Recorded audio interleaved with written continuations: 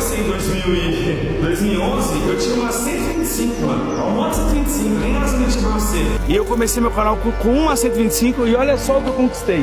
Agora imagina você começar um canal no YouTube ou Instagram com um Skyline. O carro por si só já tem fãs. Não é porque é o carro do Renato Garcia, o carro já tem fã.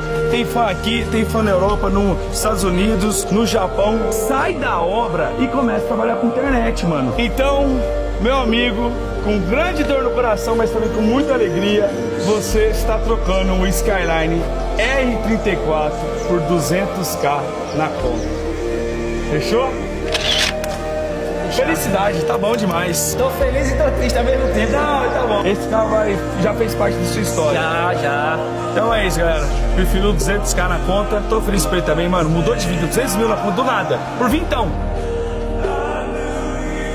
Aê!